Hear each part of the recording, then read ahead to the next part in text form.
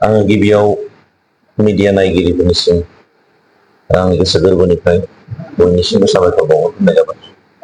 दिनै जोङो सानसेनि हाबाफारियाव दतमा बिजेपि मण्डलनि सिङावहाय गोबां जायगायाव गैयाब्लाबो जोङो 10थासो जायगायाव दिनै हाबदों।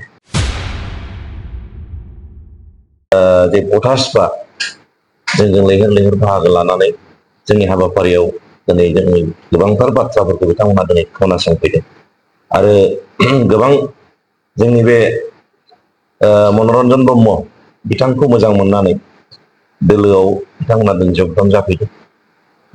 गैयाब्लाबो दिनैनि गेजेराव 300सो बिथांमोनहा जोंनि बे बिजेपि दोलोआव दिनै जगदान जागोन आरो बेखौ जों बुंनो हायो दिनैनि जे हाबाफारिनि गेजेरजों बिजेपि दतमा मण्डलनि सिङावहाय जाय बिजाथिया दिनै गसंनो नागिरदों बिथांनि जे देरहानाया रोखा, जों बेखौ दिनै बुंनो हानाय नङा फैबाय। बिसायख'थिनि थाखाय माबायदि थाग थियारि?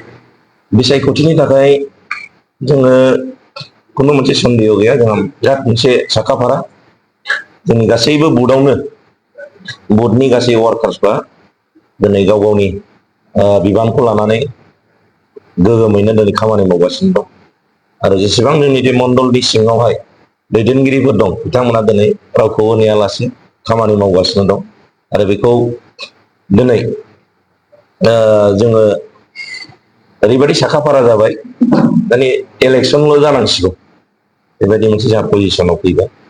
दा बेखायनो आं रायजो राजाफोरखौ खावलायनो सानदों जाहाथे फैगौ बिसायख'थियाव जोंनि मनरन्जन ब्रह्म बिथांखौ जाहाथे ओनसोलनि सार्थ'नि थाखाय बा समस्तिनि जौगाखांनायनि थाखाय बिथांखौ जाहाथे मदद खालामो आरो इयुनाव जौगाखांनायनि खामानियाव जाहाथे जोङो बिजेपि दोलो हिसाबै जाहाथे मोजां मोजां खामानि मावलांनो हायो, आं बेखौ रायजो राजाफोरनिसिम खावलायहरनाय थाबाय।